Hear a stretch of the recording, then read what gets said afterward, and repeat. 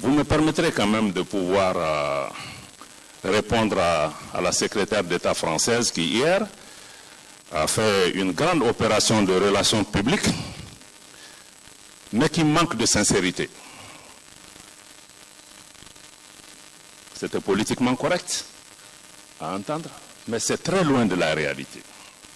Je vais vous dire pourquoi. D'abord, je pense qu'elle a indiqué hier que le régime à Bamako se bat pour sa survie. Je crois qu'un régime qui a une telle assise populaire n'a pas à s'inquiéter pour sa survie. La survie pour laquelle le Mali se bat, c'est la survie du Mali en tant qu'État. En tant qu'État.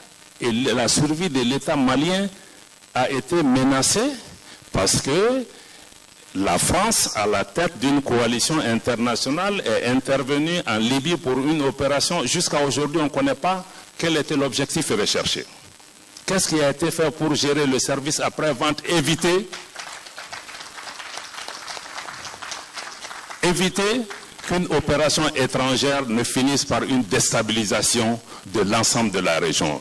Les Africains s'étaient levés à l'époque pour s'opposer à cette intervention. Aujourd'hui, c'est la cause principale. Ma soeur de Libye est là, ils sont encore en train de se battre entre Libyens pour fixer le problème chez eux. Mais aujourd'hui, l'intervention en Libye est la cause de la déstabilisation de toute l'Afrique. Hier, nos chefs d'État ont parlé, ce n'est pas seulement le Mali, c'est tout le Sahel, c'est l'Est de la RDC, jusqu'au Mozambique. Donc on a un problème plus grand. Je crois que quand ils parlent, ils doivent imaginer ce dont ils parlent. La survie dont on parle, c'est la survie de nos États à cause d'une défaillance géostratégique monumentale qui nous a amenés à ce problème. Et que jusqu'à aujourd'hui, personne n'assume la responsabilité. Est-ce qu'ils sont venus pour empêcher que la faillite de Bamako? Oui, nous le reconnaissons. Mais vous venez faire le pompier après avoir allumé le feu.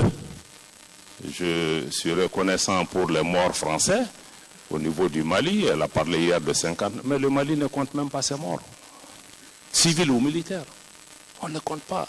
Combien de Sénégalais ou d'autres ont perdu la vie? Je crois que ça, c'est la cause principale de la déstabilisation.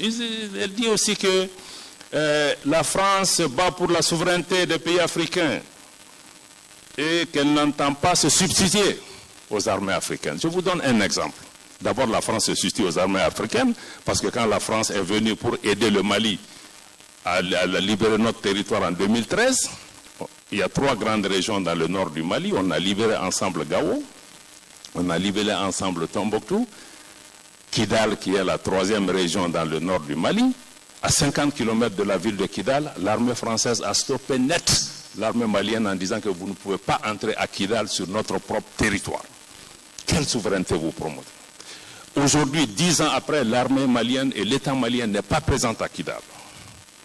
On parle d'ingérence dans les affaires intérieures parce que la France est venue, elle a choisi son camp avec qui travaille 10 ans.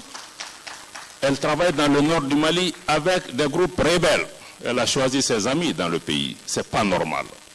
Je crois que ce n'est pas comme ça. Si on vient, on aide dans le partenariat, dans la sincérité, on ne s'ingère pas dans les affaires des gens. On considère que le peuple malien est notre ami et non une partie des Maliens. Je crois que ça, c'est la cause par rapport à ces questions.